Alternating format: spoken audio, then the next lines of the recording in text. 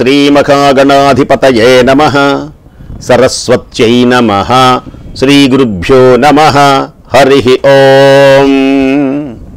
హే గోపాలక హే కృపాజలనిధే హే సింధు కన్యాపతే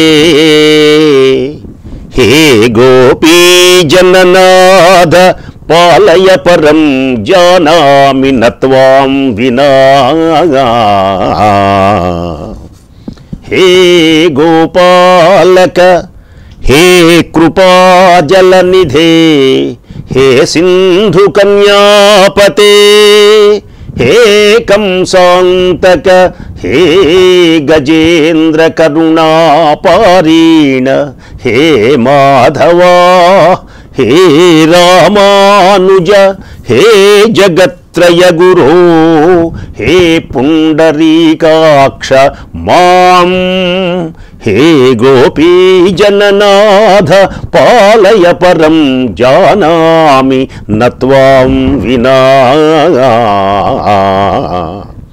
నమామి నారాయణ పాద పంకజం కరోమి నారాయణ పూజనం సదా వదామి నారాయణ నామ నిర్మలం స్మరామి నారాయణ పాద పంకజం. శ్రీకృష్ణ భగవానుని దివ్య చరణారవిందములకు శతసహస్ర కోటి ప్రణామములు సమర్పిస్తూ స్మరామి నారాయణ తత్వమవ్యయం, స్మరామి నారాయణ తత్వమవ్యయం. నారాయణుని యొక్క దివ్యతత్వమును మనం గ్రహించాలి. ఆ నారాయణుడే శ్రీకృష్ణ భగవానుడు. ఆ భగవానుని యొక్క దివ్యమైనటువంటి మధురాతి మధురమైన నామాన్ని, రూపాన్ని సర్వం చక్కగా వర్ణించారు వల్లభాచార్యులు అని పేరు కలిగినటువంటి ఒక మహానుభావుడు కవి. కుంజ మధురా మాలా మధురా యమునా మధురా వీచి మధురా కుంజ మధురా మాలా మధురా యమునా మధురా వీచి మధురా సలిలం మధురం కమలం మధురం మధురాధిపతే అఖిలం మధురం గుంజా మధురా. గుజి అవ్యక్తం, నీ మాటలు అవ్యక్తము కృష్ణ అంటే అంత తొందరగా అర్థం కావు. అసలు చిన్నపిల్లలే మాటలే మనకు అర్థం కావు. బాల్యం నుంచి ఆయన పెద్దయిన తర్వాత కూడా బాగా మాట్లాడేటప్పుడు కూడా అర్థం కాలేదు. అర్జునుడికి కొంత అర్థమై కొంత అర్థం కాల. అయితే కృష్ణ భగవానుడే సర్వస్వం నమ్ముకున్నారు పాండవులు. అది విశేషం.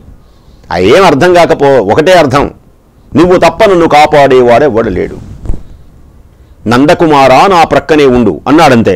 దుర్యోధనుడు అల్లా. కాబట్టి ఆయన యొక్క మాటలు అర్థం కావు. మాలా మధురం, తులసిమాల మధురాతి మధురం. వక్షస్థలంపై విహరించేటువంటి ఆ మాల ఎంతో మధురమైనది. అందుచేతనే వనమాలి గదీ శార్ణి సింహీ చక్రీ చనందకి వనమాలి వనమాలి అని శ్రీకృష్ణ భగవానుని పోలుస్తారు. చక్కగా నిన్న ఈ విషయాన్ని చెప్పుకున్నాం. యమునా మధురా, యమునా నది మధురాతి మధురం. యమున, ఈ యమున ఎవరు? యమధర్మరాజు యొక్క తోబుట్టువే ఈ యమున. ఆమె నదిగా మారుతుంది.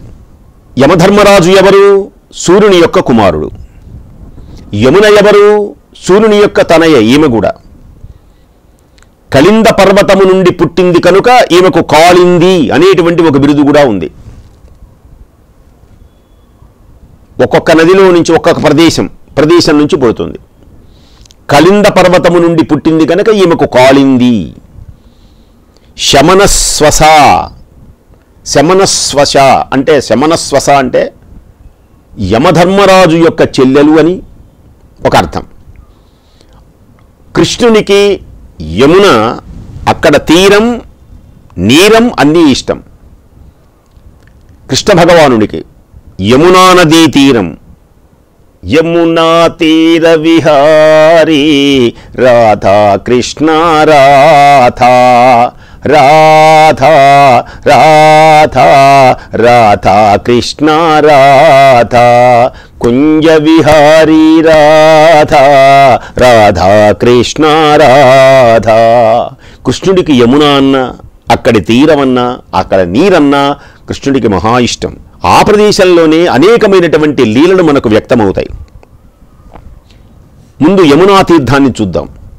ఇది సరస్వతీ తీరంలో ఒక పుణ్యస్థలం. అదితి కుమారుడైనటువంటి వరుణుడు ఇక్కడ అశ్వమేధ యాగం చేసినటువంటి పుణ్య ప్రదేశం ఈ యమునా నదీ తీరము. అంటే యమునా ద్వీపం, యమునా నదిలోని ఒక ద్వీపం. అంటే ద్వీపం అంటే అటు చుట్టూతా నీళ్లుంటే మధ్యలో ఖాళీ ఉంటుంది.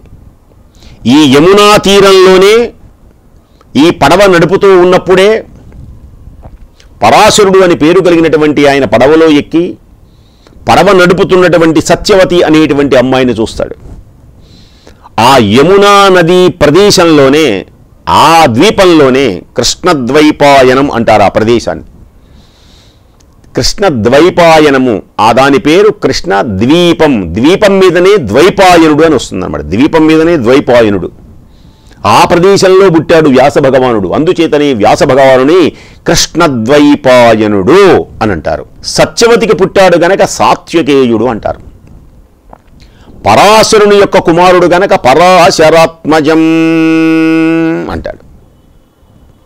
వ్యాసం వశిష్ఠ నప్తారం, వ్యాసుని యొక్క వశిష్ఠుని యొక్క మునిమనవడు వ్యాసు భగవానుడు. వ్యాసం, ఎవరి వ్యాసుడు? వశిష్ఠ నప్తారం, నప్త్రే, నప్త్రారం అంటే మునిమనవడు. వశిష్ఠుని యొక్క మునిమనవడు. శక్తే పౌత్రమకల్మషం, శక్తి అని పేరు కలిగినటువంటి మహాముని యొక్క మనవడు. పరాశరాత్మజం, పరాశరుని యొక్క కుమారుడు. పరాశరాత్మజం వందే సుఖతాతం తపోనిధిం, సుఖమహర్షికి తండ్రి. వ్యాస భగవానుడు ఎన్ని ఉన్నాయో. యమునా నదీ తీర మధ్యలో కృష్ణద్వైపాయనుడు. కృష్ణద్వైపాయనం అనే ప్రదేశంలో పుట్టాడు కనుక కృష్ణద్వైపాయనుడు. ద్వీపం అంటారు మన దాన్ని, ద్వీపం. వశిష్ఠుని యొక్క మునిమనవడు, శక్తి మహాముని యొక్క మనుమడు, పరాశరుని యొక్క కుమారుడు, సుఖమహర్షి యొక్క తండ్రి అయినటువంటి వ్యాసునికి నమస్కారం. ఇక యమునా ప్రభావం ఎలాంటిదో చెప్దాం. యమున అంటే యమధర్మరాజు చెల్లెలు, నదిగా మారింది. ఇంకా వైభవం, యమునా తీర్థం, యమునా ద్వీపం. ఇక యమున ప్రాభవం, ఇదొక పుణ్యస్థలం. యమునా నదిలో గనక స్నానం చేస్తే అశ్వమేధ యాగం చేసినంత పుణ్యం కలుగుతుందని పురాణాలు చెప్తాయి. శ్రీకృష్ణుని స్నానపానాలతో, గోపికల యొక్క వ్రత నియమాలతో అత్యంత ప్రాధాన్యత కలిగినటువంటిది. గోపికలు వ్రతాలు చేశారు. ఆ వ్రతాలు నియమనిష్టలు చేసినటువంటి సమయమునందు ఈ నదిలోనే స్నానం చేసి నియమనిష్టలతో వ్రతాలు చేసేవాళ్ళు గోపికలు. ఇంతటి పుణ్యప్రదమైనటువంటిది అశ్వమేధ యాగం. అందుచేతనే ఆ గంగా యమునలు కలుస్తాయి సరస్వతీ నదితో. దానిని ప్రయాగ అంటారు, త్రివేణి సంగమం. మన భూమి ఎంత గొప్పది అంటే త్రివేణి సంగమ పవిత్ర భూమి, 4 వేదములు పుట్టిన భూమి. నీ భారతదేశం ఏంటయ్యా నీ గొప్పతనం అని అడిగారు అనుకోండి ఎవరైనా. మహానుభావుడు రాశాడు శ్రీనారాయణ రెడ్డి గారు. ఒక సినిమా కోసం రాశాడే, లేకపోతే విడిగా రాస్తే సినిమాలో పెట్టుకున్నారో నాకు తెలియదు. కానీ సినిమా వచ్చిన తర్వాత బాగా అందరికీ తెలిసింది ఈ పాట. నీ భారతదేశం ఎందుకని గొప్పది? త్రివేణి సంగమ పవిత్ర భూమి, 4 వేదములు పుట్టిన భూమి, గీతామృతమును పంచిన భూమి, పంచశీల బోధించిన భూమి, భారత మాతకు జేజేలు, బంగారు భూమికి జేజేలు, ఆసేతు హిమాచల సస్యశ్యామల భరతధాత్రికి జేజేలు. కాబట్టి యమునా, యమునా మధురం వీచి మధురం. వీచికలు, వీచి అంటే తరంగాలు, చిన్ని అలలు. వీచి అంటే సుఖం అని కూడా ఒక అర్థం ఉన్నది వేదాంతంలో. వీచి కిరణం అని అర్థాలు కూడా. వీచి అంటే కిరణము ఉన్నది, వీచి అంటే సుఖము ఉన్నది, వీచి అంటే అలలు అని కూడా అర్థం ఉన్నది. ఈ మూడిటికి చెబుతాను వినండి. వీచి మధురం, వీచి వీచి పుంలింగ స్త్రీలింగాల్లో కూడా అనొచ్చు దీన్ని. వీచి అనొచ్చు, వీచి అనొచ్చు. వాతీతి వీచి అంటే చరించేది, అంటే కదిలేటువంటిది గనక వీచి. విస్మయం చినోతి, విస్మయం ఆశ్చర్యమును కలిగించేది అని ఇంకొక అర్థం కూడా ఉంది. ఇందుకు కారణం నది తన జీవనమంతా శ్రీకృష్ణుని సేవకే అంకితం చేసింది యమున. ఆ యమున వీచి మృదంగ వాద్యములు మ్రోతూ ఉంటే కాళీని పడగల మీద నాట్యం చేశాడు ఆయన. పింగళి సూరణ అని పేరు కలిగినటువంటి ఒక మహాకవి ఉన్నాడు, అష్టదిగ్గజములలో ఒక ఆయన. సాహితీ సార్వభౌముడు, సాహితీ సమరాంగణ సార్వభౌముడు అంటారు ఆయన శ్రీకృష్ణదేవరాయల్ని. సాహితీ సమరాంగణ సార్వభౌముడు అంటారు. సమరాంగణం అంటే యుద్ధం. ఒకవైపు ఉర్రూతలూపు కవనాలు, ఒక ప్రక్క ఉరికించు యుద్ధ భేరీలు, ఒక చెంప శృంగార మొలుకు నాట్యాలు, కలము చేత బట్టి కావ్యము రచయించే, ఖడ్గమూని నరికె శత్రువులను, ఖడ్గభూని ఖండించే శత్రువులను, కలము ఖడ్గములందు కన్నుడు రామన రాయలు, లలిత సుగుణ జాల తెలుగు బాల. ఆ రాయల యొక్క ఆస్థానంలో 9 మంది కవులు ఉండేవాళ్ళు. వాళ్ళలో పింగళి సూరణ. ఈయన చాలా రాఘవ పాండవీయమని, కళాపూర్ణోదయమని కొన్ని గ్రంథాలు రాశాడు. ఆ నది నుండి వచ్చేటువంటి పోతూ ఉంటే చిన్ని చిన్ని అలలు ఉన్నవే, తీరంలో వేదము నేర్చుకుంటున్నటువంటి స్వర విధానాలకు తగినట్లుగా గురువులు తమ కనుబొమ్మలను ఆడిస్తూ ఉండేవారట. యమునా నది ఒడ్డున కూర్చొని వేద పండితులు అని తలకాయ అంటుంటారు కదా, ఓం ధారా పురశ్చాద్యముజాజహార అని ఇలా ఇలా అనాలనుకోండి. ఈ తలకాయలు అలా కనుబొమ్మలు తిప్పేటప్పుడు తరదందటండరం అని ఆ దూకుతూ ఉంటే యమునా నది యొక్క దివ్య అలలు ఏ విధంగా దూకుతున్నాయో ఆ దాని స్వర ప్రకారం చెబుతుండేవాళ్ళట వీళ్ళు. మనం కూడా మృదంగం రోగిస్తుంటే మృదంగం ప్రకారం ఉంటుంది. డాటా డమ్ డాటా ఢుమ్ డాటా ఢుమ్ డాటా ఢుమ్ డాటా అందనుకోండి, ఆహా ఆహా ఓహో ఓహో అని చదవాలి. అంతేగాని ఇంకో లయ ప్రకారం పాడడానికి వీలుండదు. ఏ లయలో నడుస్తుంది? గల్లు గల్లున పాద డండండండడేండా అన్నారనుకోండి వాళ్ళు. తగడతగ దిందా తగడతగ దిందా తగడతగ దిందా అంటుంటే వీళ్ళు ఏం చేస్తారు? గల్లు గల్లున పాద గజ్జలందెలు మోయ కలఘంస నడకాల కలికి ఎక్కడికే పాటకు అనుగుణంగా. అలాగే యమునా నది యొక్క తరంగాలు ఏ విధంగా ధరదం ధరదం దక్క ధిరదిం ధిరదం దక్క ఉన్నాయా, ఉన్నాయా, ఎలా ఉన్నాయి? ఆ తరంగాలకు అనుగుణంగా వేద గురువులు పిల్లలకు వేదాధ్యయనాన్ని ఆ వరసలలో చెబుతున్నారట, కనుబొమ్మలు కదిలిస్తున్నట్టు వాళ్ళు అని అంటాడు ఆయన. యమునా తరంగాలు ఆహ్లాదాన్ని కలిగిస్తాయి. ఆ యమునా నది దగ్గర కూర్చుంటే ఎంత ఆనందము. సముద్రం కూడా చూడండి, ఆ సముద్రం కొంచెం భయంకరంగా ఉంటుంది. నదుల యొక్క తరంగాలు చాలా ఆనందంగా ఉంటాయి.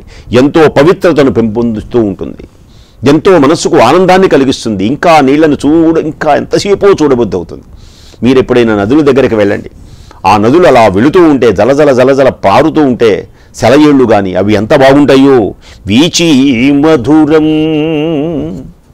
వీచి మధురం తరంగాలు బాగుంటాయి. కాబట్టి ఇంకొక విశేషం ఏమిటి అంటే సలిలం మధురం, స లలీతి సలిలం అని వ్యుత్పత్తి. సలీలము అని ఎందుకు పేరు వచ్చింది అంటే ప్రవహించేది, ప్రవహిస్తూ ఉంటుంది, గడగడ గడగడ గడగడ వెళుతూ ఉంటుంది. ఆ వెళుతున్నప్పుడు చూడాలి, డోలకం డోలకం డోలకం డోలకం అంటూ ఉంటాయి. బాగా నది ఒడ్డుకు వెళ్ళండి, ప్రవహించేటువంటి నది ఒడ్డును చూడండి ఎలా ఉంటుందో, చాలా బాగుంటుంది. యమునా నదీ తీరంలో ఎందరో ఋషులు యజ్ఞాలు చేసి భస్మాది ద్రవ్యాలు ఆ నీళ్లలో కలుపుతారు. కనుక పవిత్రతను సంతరించుకుంటుంది యజ్ఞభస్మం. ఆ నీళ్లు పవిత్రమైనటువంటి అర్ఘ్యములు ఆ నీళ్లలో వదులుతూ ఉంటారు. ఓం అసలే యమునా నది పవిత్రం, ఇంకా మంత్రాలతో పవిత్రం, వాళ్ళు అలా వదిలేటువంటి నీళ్లతో పవిత్రం. ఆ ఒడ్డున అత్యద్భుతమైనటువంటి యజ్ఞయాగాది క్రతువులు చేస్తారు. శ్రీకృష్ణుని యొక్క స్నానపానాదులకై యమునా జలం చాలా పవిత్రమైనటువంటిది. ఆయన పానం చేసేది యమునా జలం, స్నానం చేసేది యమునా జలం. ఆ యమునతో శ్రీకృష్ణునికి అవినాభావ సంబంధం, చాలా గొప్పమైనటువంటి బంధం ఉన్నది. అందుచేతనే యమునతో పాటు అందరి సలిలము కూడా మధురమే, ఆ నీరు కూడా మధురమే. శ్రీకృష్ణుడు తాగాడుగా. సలిలం మధురం, ప్రీతి అయినటువంటిది. యమున కాళిందీ రూపంలో స్త్రీగా ఉండి శ్రీకృష్ణుని వివాహం చేసుకోవాలని తపస్సు చేసింది. ఇందాక మనం చెప్పుకున్నాం, కాళింది అనేటువంటి ఒక పేరు కూడా దీనికి ఉన్నది. అత్యద్భుతమైన శక్తివంతమైనటువంటిది. కలింద అని పేరు కలిగినటువంటి పర్వతము నుండి పుట్టింది కనుక కాళింది. ఈ కాళింది స్త్రీ రూపంలో ఉండి శ్రీకృష్ణుని వివాహం చేసుకోవాలి అని అత్యద్భుతమైనటువంటి ఒక తపస్సు చేసింది. తర్వాత శ్రీకృష్ణుణ్ణి తపస్సు ఫలితంగా శ్రీకృష్ణుని భర్తగా పొందింది ఈ కాళింది. అష్టభార్యల్లో కాళింది అని పేరు కలిగినటువంటి ఒక ఆమె ఉంది. అంటే ఆ పరమాత్మను తపస్సు చేసి పొందినటువంటి దివ్యమైనటువంటి ఆమె. ఇలా అనేక రకాలుగా యమునా నది ఒక విశిష్టమైనటువంటిది. వీచి మధురం. ఇంకొక విశేషం ఉన్నది. కమలం మధురం మధురాధిపతే అఖిలం మధురం మధురాధిపతే అఖిలం మధురం. కమలము అంటే తామర పువ్వు అని అర్థం. కం అంటే జలం, అలతి అంటే అలంకరింపబడినది, భూషింపబడినది, అలంకరింపబడిందనమాట. నీటిని భూషించేది, ఆ నీటికి అందాన్ని తెచ్చిపెడుతుంది కనుక కమలం దాని పేరు. కమలం అని ఎందుకు పేరు వచ్చింది? కమ్ అంటే నీరు, అలతి కలతి అలతి అంటే అలంకరింపచేసినది, నీటిని అలంకరింపచేసినది. ఇప్పుడు మన దేహం మామూలుగా ఉంటుంది, కాస్త మెళ్ళలో చేళ్ళు, 4 ఉంగరాలు, ఇవన్నీ కొంచెం ఎక్స్ట్రా మనం తెచ్చుకున్నాం అనుకోండి ఒంటికి. ఇప్పుడు ఇది అలంకారం అంటారు, దేహమునకు అలంకారం. అలాగే నీటినికి అలంకారం తెచ్చింది కమలం. కమలముతో నిండినటువంటి సెలయేళ్ళు, సరస్సులు చూడండి ఎంత బాగుంటాయో. అలాగే అలంకరింపబడినటువంటి కన్యలు కానీ, అలంకరింపబడినటువంటి స్త్రీలు కానీ, అలంకరింపబడిన పురుషులు కానీ చూడండి. పెళ్లి కొడుకుని చూడండి ఎంత బాగుంటాడు, విడిగా బాగుండడు. అలంకారం చేస్తే ఇంకా చాలా బాగుంటాడు. ఆ నీరు ఇంకా అందంగా ఉండాలి అంటే కమలములు నిండి ఉండాలి. కమలములు నీటికి అలంకారం తెచ్చేది. కేన మల్యతే ధార్యత, నీటి చేత ధరింపబడునది. మళ్ళీ అది నీటికి అలంకారమే కాదు, ఆ నీరు లేకపోతే అది ఉండలేదు. అంటే నీటి చేత ధరింపబడేది అని ఒక అర్థం, నీటికి అలంకారం అని ఒక అర్థం. ఆ కమలము జీవించాలి అంటే నీరు కావాలి, నీటి చేత అది ధరింపబడుతున్నది అని ఒక అర్థం, వ్యుత్పత్తి. నీరు అంటే అర్థం కూడా ఉంది, నీరు అర్థం కూడా కమలానికి ఉన్నది. కామ్యతే దృగార్యైరితి, దృష్టిగొన్న వారికే కోరబడుతుంది. నీటి పరంగా వ్యుత్పత్తి ఉన్నది. ఆ నీటిని మనం చూస్తూ ఉంటే దానిలో విహరించాలి అని కోరిక కలుగుతుంది. మీకు తెలుసో తెలియదు, ఇదొక విశేషం. నీటిని మనం నీళ్ళలో దిగాలి అని కోరిక కలుగుతుంది. నీటిలో దిగిన తర్వాత మళ్ళీ ఒడ్డుకు రాబుద్ది కాదు, దానిలో ఈదాలి అనే కోరిక కలుగుతుంది. మళ్ళీ దానిలో విహరించాలి అని కోరిక కలుగుతుంది. అసలు ఆ నీరు మనల్ని ఎంత ఆకర్షిస్తుందో మనం చెప్పాలవి కాదు, ఆ అనుభవించడం తప్పితే ఆ నీటిలోకి వెళ్ళడం, ఆ దిగడగడిగను కొట్టుకుంటూ ఉండడం, దిగడం, ఆడవాళ్ళేంటి, మగవాళ్ళేంటి, చిన్నవాళ్ళేంటి, పెద్దవాళ్ళేంటి, ఆ నీరు మనల్ని ఆకర్షిస్తుంది. రా రా రా అని. అలాగే ఆ నీరు కూడా చల్లగా ఉంటుంది, హాయిగా ఉంటుంది. దానిలో అందుచేత కమలమునకు ముందు సలిలం అని చెప్పడంవల్ల ముందు ఏం చెప్పాడు అంటే సలిలం మధురం కమలం మధురం. ఈ సలిలం ముందు నీటిని చెప్పి ఆ నీటికి అలంకారప్రాయమైనటువంటి కమలమును వర్ణించాడు వల్లభాచార్యుల వారు. అది గొప్ప విశేషం. ఇది ఒక కావ్య సొగసు. ఇందాక ఏమన్నాడు అంటే సలిలం మధురం, ఆ నీరు ఎంత ఆకర్షిస్తుంది. అలాగే కమలం మనల్ని ఆకర్షిస్తుంది. కమలాన్ని ఆకర్షించింది నీరు. నీరు లేకపోతే కమలం ఉండదు, కమలం లేకపోతే నీటికి అందం లేదు. చూడండి ఎలా ఉందో వ్యవహారం. కమల పుష్పాలు పుష్కలంగా యమునా నదిలో ఉండటం వలన ఆ నదికి అలంకారం కలుగుతుంది. ఒక నదికి అలంకారం కమలములు ఉండాలి. కమలములు జీవించాలంటే నీరు ఉండాలి. చూడండి ఎలా ఉంటుందో అవినాభావ సంబంధం. కమలాపతి అంటారు ఆయన. కమలాపతి, కమలాపతి అంటే కమలములకు పతి. కమల అంటే లక్ష్మీదేవి కూడా ఒక అర్థం ఉంది. కమలాక్షుడు అని కూడా అంటారు ఆయన్ని. శ్రీకృష్ణ భగవానుని కమలాక్షుడు అంటారు. అంటే తామర రేకుల వంటి కన్నులు కలిగిన వాడు. అరవిందం కమలం. కరారవిందేన పదారవిందం ముఖారవిందే వినివేశయంతం వటస్య పత్రస్య సుఖే శయానం బాలం ముకుందం మనసా స్మరామి. ఎంత గొప్ప విశేషము అంటే ఈ శ్లోకంలో అన్ని అరవిందములతోనే వర్ణించారు. కరారవిందేన, ఈ కరములు ఉన్నవే ఎర్రగా చక్కగా మెత్తగా ఉంటాయి ఆయన అరచేతులు. తామర రేకులు ఎలా ఉంటాయి? కొంచెం ఎర్రగా, మరీ ఎర్రగా ఉండవు. అదొక ఒక అందమైనటువంటి ఒక రంగు, కమలముల యొక్క రంగు, తామర పూల యొక్క రంగు అలా ఉంటుందట ఆ స్వామివారి యొక్క దివ్య అరచేతులు.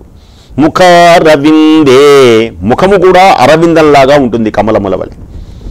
అంటే వికసించినటువంటి తామర పువ్వు ఎలా ఉంటుందో పరమాత్మ యొక్క దివ్యమైనటువంటి ముఖం అరవిందం, వికసించినటువంటి తామర పువ్వులా ఉంది ముఖం. కరారవిందేన పదారవిందం. ఆ స్వామివారి యొక్క ఆ దివ్యమైనటువంటి వటపత్రము మీద పడుకున్న ఆ పరమాత్మ ఉన్నాడే నారాయణుడు. ఆయన చిన్ని చిన్ని పాదాలు, చిన్నపిల్లల పాదాలు చూడండి ఎలా ఉంటాయో, స్వచ్ఛంగా ఎంత బాగుంటాయో. అవి బొగ్గను రాసుకోబుద్ధి అవుతాయి. తల్లి అలా పడుకోబెట్టుకొని ఆ పాదాలని బొగ్గలు రాసుకుంటుంది. మీరు చూసారో లేదో? బాగున్నాడు బుజ్జిన చీటిన. మన పాదాలు రాసుకోరు, మన పాదాలని మురికి పెట్టి ఉంటాయి.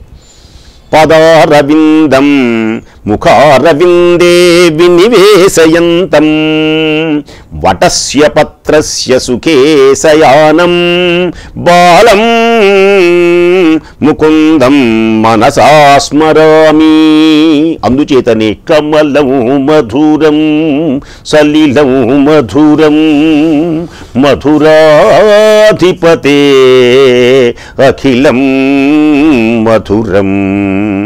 అట్టి మధురాతి మధురమైనటువంటి పరమాత్మ యొక్క దివ్యమైనటువంటి నామాలు మరల ఇదే సమయంలో రేపు విందాం, తరిద్దాం. స్వస్తి.